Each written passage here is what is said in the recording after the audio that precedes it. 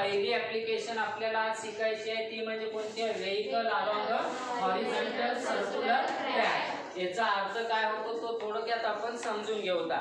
Okay, थोडक्यात समजण्या पहिले आपण हे समजून घेऊ की हॉरिझॉन्टल सर्क्युलर ट्रॅक कशाला म्हणायचं। पहिले काय समजून घेऊ? हॉरिझॉन्टल सर्क्युलर ट्रॅक, ट्रॅकलाच दुसऱ्या भाषेमध्ये आपण रोड सुद्धा म्हणतो। काय म्हणू? रोड। समजलं की नाही? मग यामध्ये हॉरिझॉन्टल सर्क्युलर रोड किंवा ट्रॅक काय असते, हॉरिझॉन्टल कशाला म्हणायचं हे लक्षात घेऊ पहिले आपण। ओके, नंतर आपण याच्यामध्ये काय शिकायचं हे पण क्लिअर करून घेऊया। ओके, तर पहिले मी तुम्हाला हॉरिझॉन्टल सर्क्युलर ट्रॅक काय असते किंवा हॉरिझॉन्टल सर्क्युलर रोड काय असते हे क्लिअर करतो। ओके, बघा जसं की बघा या ठिकाणी इथे एक आपला रोड आहे। सपोज ही रोडची ही एक एज आहे, त्यानंतर ही रोडची ही एक एज आहे। या एजला आपण इनर एज म्हणू। कोणती एज म्हणू?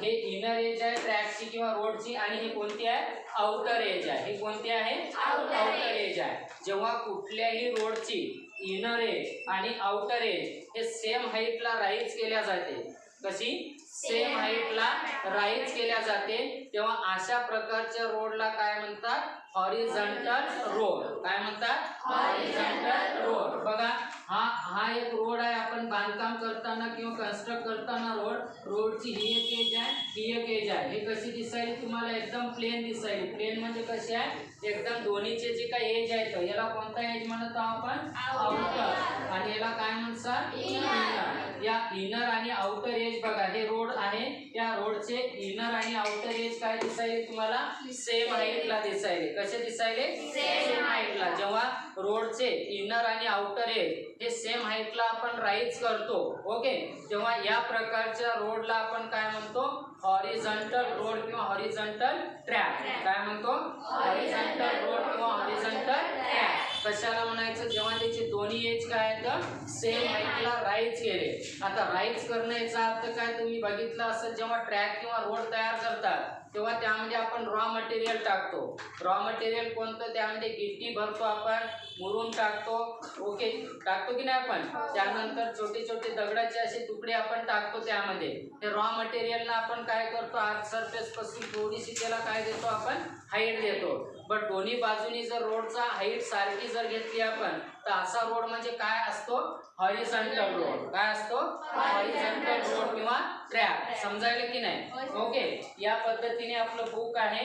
या बुकचं हे इनर एज आहे, हे कोणतं एज आहे? आउटर एज आहे। मी या रॉ मटेरियल टाकून बुकचं इनर एज वर उचललं, तेवढ्याच लेवलला मी काय केलं? अजून इथून गिट्टी मुरुम टाकून आउटर एज पण नेलं सेम हाईटला, टेपनं मोजून घेतलं। तर अशा प्रकारच्या रोडला आपण काय म्हणू? यामध्ये हॉरिझॉन्टल रोड किंवा ट्रॅक। समजायला? मग याला हॉरिझॉन्टल रोड म्हणायचं किंवा ट्रॅक म्हणायचं। बट इथं आपल्याला काय दिलं? Horizontal circular track. मग सर्क्युलर कशाला म्हणायचं? जेव्हा हाच रोड एखाद्या टर्नवर कन्स्ट्रक्ट केला गेलेला, एखाद्या टर्नवर, हे काय इथं टर्न आहे की नाही? टर्न याचा अर्थ सर्क्युलर आली पाथ। कोणती आली? Circular path. मग टर्नवर जेव्हा रोडचं असं कन्स्ट्रक्शन असते तेव्हा अशा प्रकारच्या रोडच्या कन्स्ट्रक्शनला आपण काय म्हणतो? Horizontal circular track. काय म्हणतो? Horizontal circular track. कन्सेप्ट डोक्यात आला का? समजलं? हॉरिझॉन्टल समजलं? याचं इनर एज आणि काय असते? सेम हाईटला। आणि तो रोड जर कन्स्ट्रक्ट केला गेला असेल टर्नवर त्या पद्धतीने, तर अशा प्रकारच्या रोडला काय म्हणू? हॉरिझॉन्टल सर्क्युलर रोड किंवा ट्रॅक। कळायला? काय अडचण आहे का? नाही। आता आपल्याला हे समजून घ्यायचं आजच्या आर्टिकल मध्ये की व्हेइकल म्हणजे जे काय गाड्या आपल्या धावतात अशा रोडवरून, काय होतात? गाड्या जेव्हा अशा रोडवरून धावत असताना गाड्या बघा vehicle along horizontal circular track जे म्हणालो की ह्या गाड्या जेव्हा अशा रोडवरून धावतात, सपोज ही गाडी आहे आपली, ही एक व्हेइकल आहे आपली, ठीक आहे, आणि या व्हेइकल मध्ये लेट सपोज आपला एक ड्रायव्हर आहे, ठीक आहे, हा ड्रायव्हर काय करत आहे? गाडीला ड्राईव्ह करत आहे, बरोबर आहे की नाही? आता हा रोड हॉरिझॉन्टल सर्क्युलर ट्रॅक वाला रोड आहे किंवा रोड आहे, आणि या रोडवरून गाडी अशी धावत आहे। धावत असताना बघा या गाडीला सेफली जाण्यासाठी काय करावं लागते की इथून टर्न होणं गरजेचं आहे। काय होणं गरजेचं आहे? गाडी अशी आली इकडून या रस्त्यानं इकडून चालली असताना गाडीला जर सेफली इथून जायचं असेल तर गाडीला काय करणं गरजेचं आहे, तिथं टर्न करणं याचा अर्थ सर्क्युलर पाथ घेणं. कोणती घेणं? समजायला सर्क्युलर शिकलो ना आपण. यस. मग इथं गाडीला जर सेफली जायचं असेल, सेफली जाण्यासाठी याला काय करावं लागेल, टर्न घेणं गरजेचं आहे, म्हणजे सर्क्युलर मोशन घेणं गरजेचे आहे. ओके. जर यानं सर्क्युलर मोशन नाही घेतली, असा आला रे आला म्हणलं की गेला रे गेला. काय म्हणतो? समजायला ना? आला रे आला म्हटलं की बरोबर आहे की नाही? म्हणजे काय होईल, त्यानं जर सर्क्युलर मोशन घेतली नाही, म्हणजे सर्क्युलर पाथ नाही घेतली, तर तो सरळ लिनियर मोशन करत काय होईल, आउटसाइड द रोड काय होईल, ती गाडी बाहेर पडेल. आपण समटाइम्स नेचर मध्ये किंवा आपल्या इथं बघतो आपण, समटाइम्स काही ठिकाणी काय होतात, टर्नवर असे ऍक्सिडेंट होतात. काय होतात? ऍक्सिडेंट होतात, अपघात होतात की नाही? त्याचं बेसिकली काही वेळेस हेही कारण असते की गाडी इथं टर्न झाली नाही. काय झाली नाही? टर्न नाही झाली. आता टर्न का नाही झाली हेच आपल्याला आजच्या आर्टिकल मध्ये शिकायचं आहे. आणि सोबत आपल्याला मेन मुद्दा या आर्टिकलचा की गाडीला इथून सेफली जाण्यासाठी इथे एक सर्क्युलर मोशन येणं गरजेचं आहे. आणि या सर्क्युलर मोशन साठी गाडीला सेफली जाण्यासाठी सर्क्युलर मोशन जी नेसेसरी आहे, ती सर्क्युलर मोशन त्याला गरजेची आहे. ती सर्क्युलर मोशन येण्यासाठी गाडीचं स्पीड तुम्हाला इथं काय करावं लागेल, मेंटेन करावं लागेल. काय करावं लागेल? गाडीचा स्पीड काय करावं लागेल, मेंटेन करावं लागेल. गाडीचा स्पीड जर तुम्ही मेंटेन केला तरच तुम्ही काय करसाल, इथं असं या पद्धतीने टर्न करसाल आणि सेफली काय असाल, जासाल, मूव्ह करसाल. अदरवाईज जर तुम्ही गाडी इकडून आली 100च्या स्पीडने आणि जर 100च्या स्पीडने जर तुम्ही येतो म्हणले तर या लोकेशनला 100च्या स्पीडने आल्यानंतर आले तसे जासाल, लवकरच पोहोचसाल. समजलं की नाही? कळायलं ना? ठीक आहे. मग गाडीचा स्पीड आपल्याला इथं काय करावं लागेल, कंट्रोल करावं लागेल. काय करावं लागेल? एका सर्टन लिमिट पर्यंत गाडीचा स्पीड ठेवणं गरजेचं आहे. मग ती सर्टन लिमिट म्हणजे काय, त्या गाडीचा तो मॅक्झिमम स्पीडची लिमिट आहे. ओके. काय ती मॅक्झिमम स्पीडची लिमिट आहे. या लिमिट पर्यंत जर गाडी आपली राहिली तरच आपण तिथं सेफली टर्न होऊ आणि टर्न झालं तरच सेफली तिथून काय हो, निघून जाऊ. अदरवाईज गाडी इथं स्किड होऊ शकते, स्लिप होऊ शकते किंवा आउटर एजने काय होईल, गाडी बाहेरही पडू शकते. मग इथं गाडीचा स्पीड आपल्याला काय ठेवणं गरजेचं आहे, मेंटेन ठेवणं गरजेचं आहे. मग मेंटेन किती ठेवायचा, किती जास्तीत जास्त स्पीड ठेवायचा आहे, तो महत्वाचा प्रश्न आहे. आणि याच प्रश्नाचं उत्तर आजच्या आर्टिकल मध्ये बघायचं आहे की गाडीला अशा ट्रॅकवरनं जेव्हा आपण ड्राईव्ह करू तर ड्राईव्ह करत असताना त्या गाडीला सेफली जाण्यासाठी जी सर्क्युलर मोशन नेसेसरी आहे, ती सर्क्युलर मोशन मिळण्यासाठी गाडीला काय करणं गरजेचं आहे, स्पीड मध्ये अंडर कंट्रोल ठेवणं गरजेचं आहे. ओके. मग तो किती स्पीड ठेवला पाहिजे आपण तेच आपल्याला इथं कॅल्क्युलेट करायचं आहे. या रोडवरनं ही व्हेकल मूव्ह करत आहे आणि या व्हेकलकडे स्वतःचा एक मास आहे आणि ते मास आपण मानू किती आहे व्हेकलकडे, m. किती मास आहे, मास असेल ना व्हेकलकडे.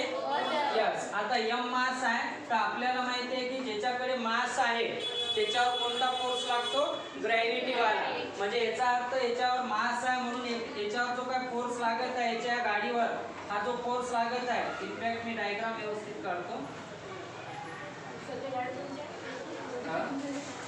माझीच गाडी आहे.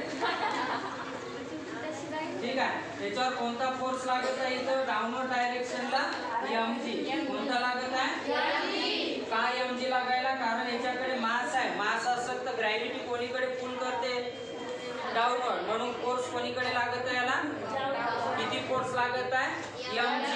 किती लागत आहे, किती लागत आहे, सांगा की किती लागायला, कोणीकडे लागायला, डाऊनवर्ड. समजायला, कोणीकडे लागायला. आता आपल्याला न्यूटननी खूप चांगल्या प्रकारे एक गोष्ट शिकवली होती मोशनच्या लॉ मध्ये. सांगितलं होतं की नाही की जिथं ऍक्शन होते तिथं इक्वल अँड अपोजिट काय होते, रिएक्शन. काय होते, जिथं ऍक्शन होईल तिथं इक्वल अँड अपोजिट काय होते. मग मला सांगा, न्यूटनचा तिसऱ्या नियमानुसार mg फोर्सची ऍक्शन व्हायली की नाही या गाडीची, कोणावर व्हायली, या रोडच्या सरफेसवर. हे गाडी आपली, हा रोड आहे, हा रोड आहे, ही गाडी आहे. या गाडीकडे mg फोर्स आहे. कोणीकडे आहे? डाऊनवर. मग mg फोर्स कोणीकडे लावायली गाडी? कोणावर लावायली? रोडवर. कोणावर? लावायली की नाही? मग रोडवर यानं जर mg फोर्सने ऍक्शन केली तर रोड काय करेल? न्यूटनच्या नियमानुसार इक्वल अँड अपोजिट करेल की नाही? मग इक्वल अँड अपोजिट रिॲक्शन कोणीकडे जाईल? mg च्या काय जाईल? इकडे जाईल की नाही? परत जाईल ना, इक्वल अँड अपोजिट. मग हे जे आहे ही जी काही रिॲक्शन झाली या रिॲक्शनला आपण नाव दिलं n. काय नाव दिलं? n. का दिलं? कारण ही नॉर्मल रिॲक्शन आहे. कोणती रिॲक्शन आहे? नॉर्मल काम नाही हो, कारण ही परपेंडिक्युलर लागायला. कसा लागायला? म्हणून याला काय म्हणतात? नॉर्मल. काय म्हणतात? मग n नावाचा फोर्स कोण लावायला? n नावाचा फोर्स कोण लावायला? mg कोण लावायला? व्हेइकल लावायला. mg फोर्स कोणाचा आहे? व्हेइकलचा. mg फोर्स कोणाचा आहे? आणि व्हेइकल कोणावर फोर्स लावायली? शाबास. कोणावर? आणि रोडवर mg फोर्सने ऍक्शन केली तर रोड काय करेल? त्याच्यावर इक्वल अँड अपोजिट. आणि ती किती करायला असं मानत आहोत आपण? किती करायला? कोण करायला? शाबास. कोण करायला? आणि mg कोण करायला? व्हेइकल. कोणावर करायली? समजलं? व्हेइकल mg फोर्स रोडवर टाकायली ऍक्शन वाला आणि त्याच वेळेस इक्वल अँड अपोजिट रोड काय करायला? गाडीवर फोर्स टाकायली. किती टाकायली? किती टाकत आहे? कळायलं? बस. समजलं का? आता मग मला सांगा, आता दुसरी गोष्ट मला एक सांगा. आता mg फोर्स लागत असेल डाऊनवर तर mg फोर्स मुळे न्यूटन सांगतो आपल्याला जिकडे फोर्स लागतो तिकडे गाडी काय करते? मूव्ह करते की नाही? मग mg फोर्स असा ओढत असेल तर गाडीने कमाल उड्या खायला पाहिजे अशा. बरोबर आहे? बट खायली का? मग नॉर्मल रिॲक्शन असं वर लागायला तर गाडी अशी वर वर वर वर वर जाय पाहिजे. चालली का? गाडी कशी चालली? अलॉंग द रोड चालली. कशी चालली? याचा अर्थ mg फोर्स मुळे गाडी खाली पण मोशन करत नाही, नॉर्मल रिॲक्शन मुळे वर पण करत नाही. याचा अर्थ काय झाला की दोन्ही फोर्स एकमेकांना काय झाले? बॅलेन्स. काय झाले? बॅलेन्स होणं म्हणजे काय? या बाजूला जेवढा mg फोर्स टाकायला तेवढाच कोणता फोर्स लागला? Normal reaction force. त्यामुळे बघा याच्यावर जे रिझल्टंट फोर्स लागायला mg मुळे आणि नॉर्मल रिॲक्शन मुळे तो काय लागत आहे तिथं? 0. किती लागत आहे? 0. कसं लागते 0 ते लक्षात घ्या. हा जर इथं खाली 10 न्यूटन लावायला, किती न्यूटन? 10. हा पण इक्वल अपोजिट असल्यामुळे हा पण किती लागायला? 10. पण एकमेकांच्या काय दोघं जण अपोजिट, म्हणून इथं दोघं एकमेकांना काय करतील? कॅन्सल. तेव्हा रिझल्टंट फोर्स काय झाला याच्यावर लागणारा? काय झाला? 0. मग 0 झालं तर गाडी इकडे जाणार नाही, इकडे जाणार नाही. मग कोणीकडे चालली? इंजिनच्या मोशन नुसार अलॉंग द रोड. कशी चालली? सरळ घालू नका गाडीला, नाही तर करसाल ऍक्सिडेंट. गाडीला आपल्याला टर्न करायचं आहे. काय करायचं आहे? शाबास. कळायलं का? ठीक आहे. आता एवढं लॉजिक कळालं? मला सांगा mg ला कोणी बॅलेन्स केलं? mg ला कोणी बॅलेन्स केलं? mg फोर्सला नॉर्मल रिॲक्शन फोर्सनी. कोणी केलं? समजलं की नाही? मग mg इक्वल्स टू काय म्हणू शकतो आपण? शाबास. mg इक्वल्स टू एवढं कळालं? गाडीला इथं टर्न होणं गरजेचं आहे. तर टर्न होण्यासाठी कोणता फोर्स पाहिजे? Centripetal force. Very good. कोणता पाहिजे? तो सेंट्रिपेटल फोर्स बघा या ठिकाणी गाडीला मिळत आहे. मग यामध्ये कसा मिळत आहे? गाडीचे टायर आणि रोड या दोन्ही सरफेस मध्ये कोणता फोर्स तयार होत आहे? Friction force. कोणता फोर्स? Friction force. आणि हाच फ्रिक्शन फोर्स याला रिस्पॉन्सिबल आहे. बघा या फ्रिक्शन फोर्सची डायरेक्शन इकडे आहे आणि तो फोर्स आपण मानत आहोत किती लागायला? Fs. किती लागत आहे? तर Fs म्हणजे फोर्स ऑफ स्टॅटिक फ्रिक्शन. कोणता फोर्स आहे? Force of static friction. जो कशामध्ये तयार व्हायला, गाडीचे टायर आणि रोडचा सरफेस या दोघांमध्ये जो फोर्स तयार होतो त्याला काय म्हणतो आपण, फ्रिक्शन फोर्स. त्याला आपण काय म्हणतो, force of static friction.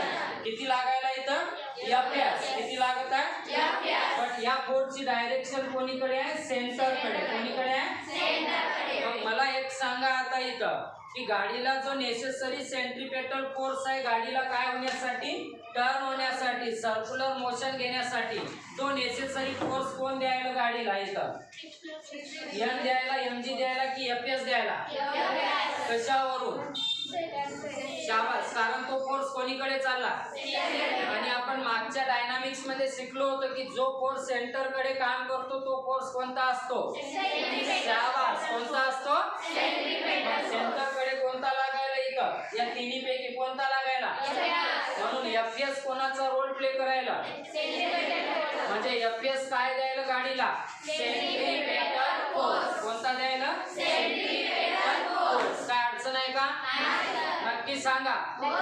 Concept एक डोक्यात बसायला का, खरं सांगा. ओके, ठीक आहे. आता आपल्याला इथं जे काही शिकवलं तेच लिहून घ्यायचं आहे, इथं तेच लिहून घ्यायचं आहे, इथं कळायला का, काय अडचण आहे का, नाही. ठीक आहे. आता बघा इथं काय सांगतो आम्ही, कन्सिडर करत आहोत पहिले एक व्हेइकल. काय कन्सिडर करत आहोत, consider a vehicle of mass, जिच्याकडे मास पण असेल आणि ते मास किती आहे, मूवी ती काय करत आहे, मूव करत आहे, मूवी अलॉंग अ, कोणत्या रोडच्या अलॉंग चालली, हॉरिझॉन्टल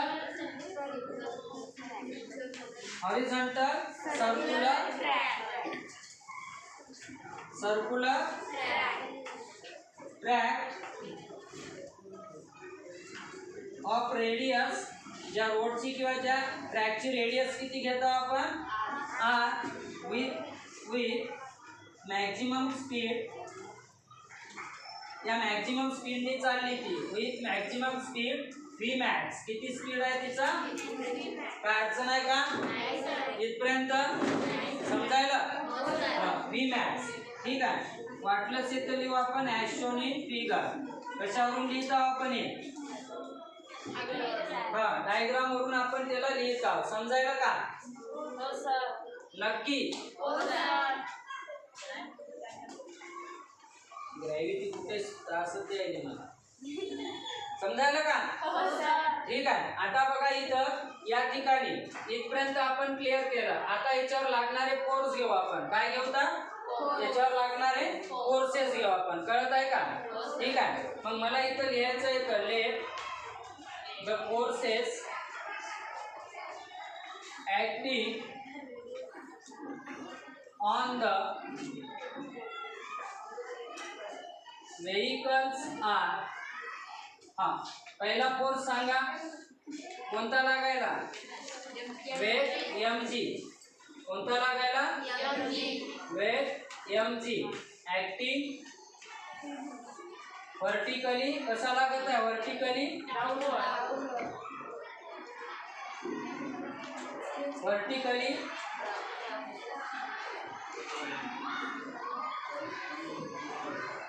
वर्टिकली डाऊनवर्ड. कळायला का,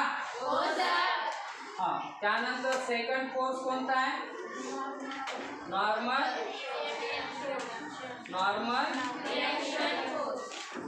रिएक्शन फोर्स. कोणता आहे तो, एन. Acting vertically upward. कसा लागत आहे, अपवर्ड. तिसरा फोर्स कोणता लागायला, force of static force of static friction, Fs. Acting किंवा between tyres and road surface. Acting बघा force of static friction FS between tyres and road surface acting toward centre. कोणीकडे काम करत आहे? सेंटरकडे. कोणीकडे? सेंटरकडे. Anything else? अजून काय आहे का? नाही आहे ना? ठीक आहे. आता हे कन्सेप्ट घेऊ की mg ला कोणी बॅलन्स केलं? शाबास. कोणी केलं? मग ती सिच्युएशन लिहून घेऊ आपण. समजायला काय अडचण आहे का? नाही आहे. ठीक आहे. ते मी इथलं थोडंसं रफ करतोय. हा चालते? ठीक आहे.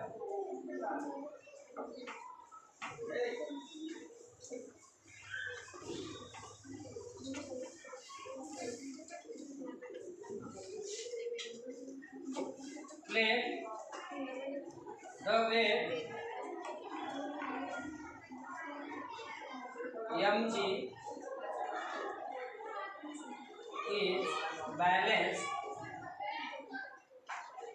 by normal reaction force n.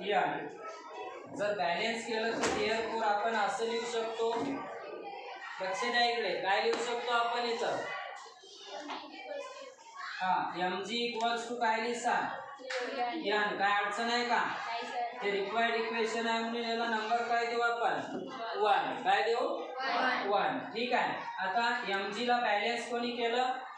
Balance केलं म्हणजे दोन्ही फोर्स काय आहेत? इक्वल आहे म्हणून mg इक्वल्स टू काय लिहिलं आपण? n. आता त्यानंतर सेकंड कोणता फोर्स आहे आपला? आता गाडीला नेसेसरी कोणता फोर्स आहे? सर्क्युलर मोशन साठी कोणता फोर्स पाहिजे? Centripetal force. बट तो कोण द्यायला गाडीला आता? एफएस द्यायला की नाही? कारण तो कोणीकडे काम करायला? सेंटरकडे. सेंटरकडे काम करणारे फोर्सेस काय असतात? Centripetal force. ठीक आहे. मग मी इथं नोट करते the necessary centripetal force is provided by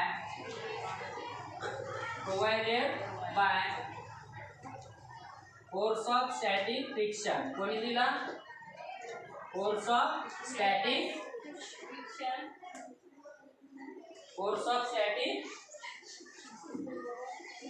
friction.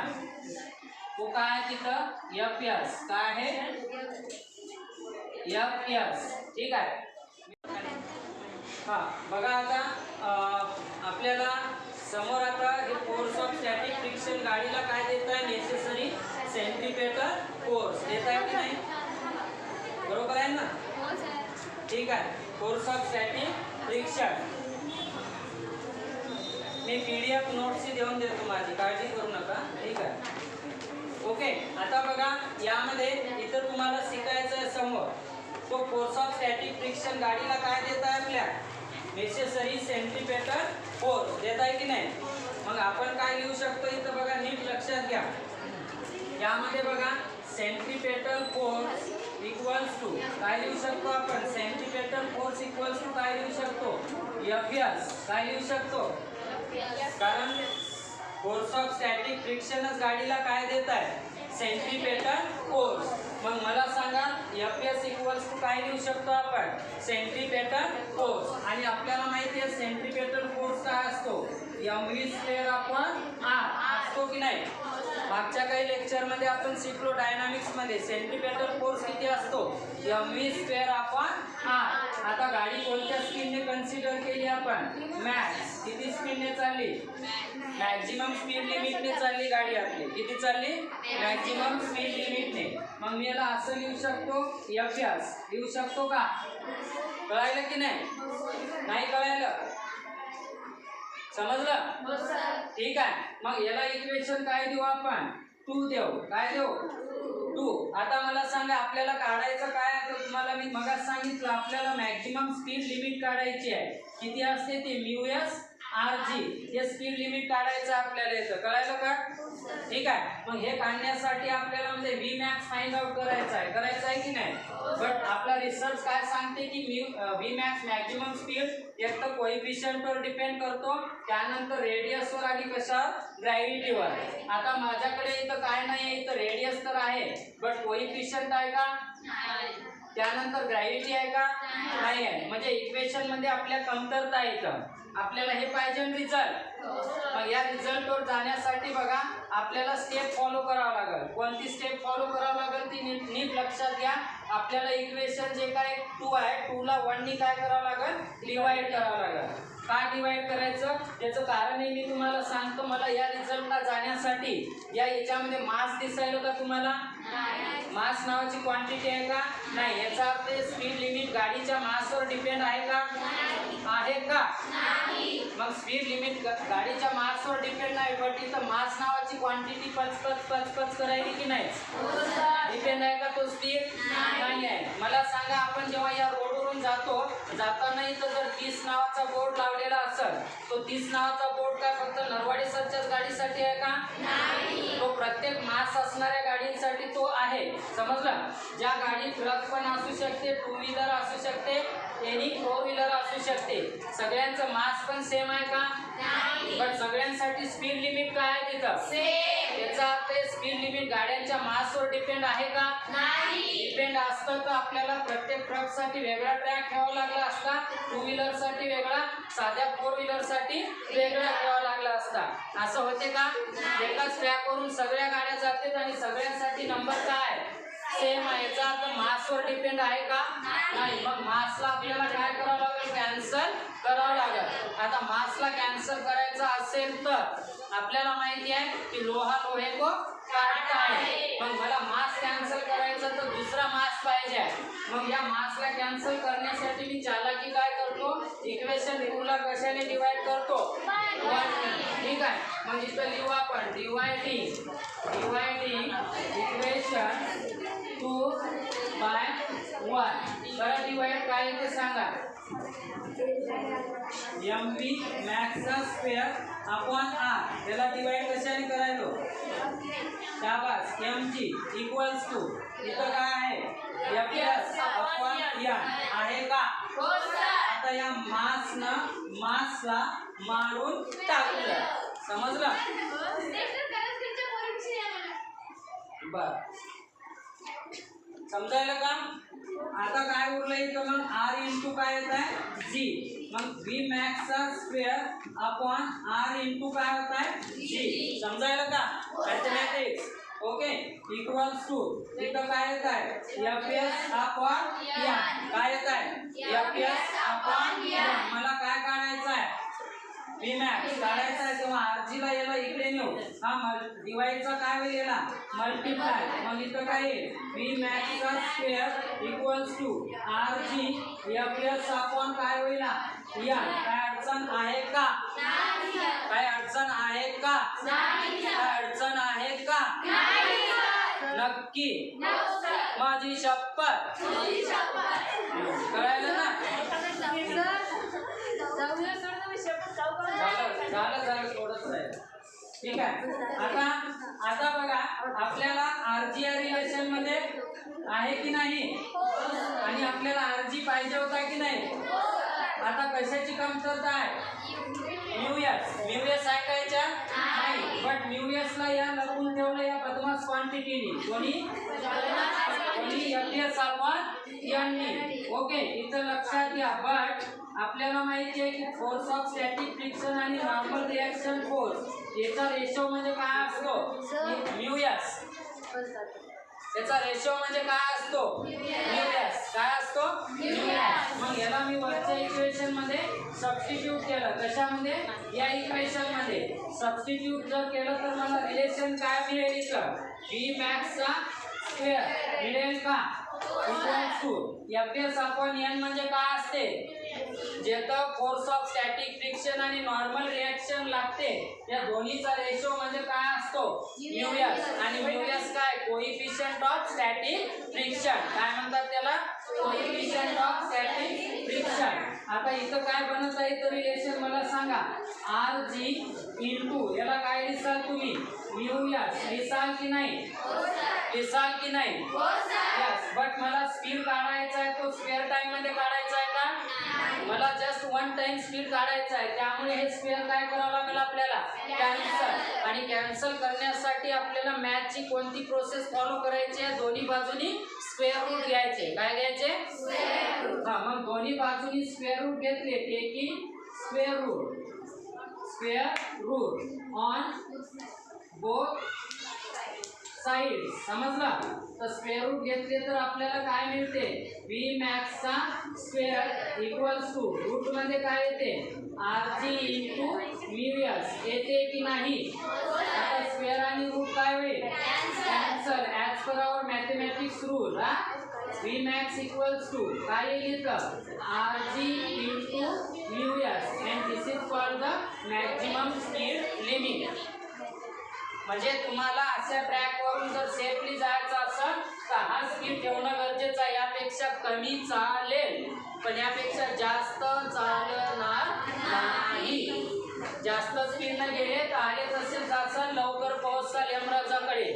समजलं की नाही? कळलं ना?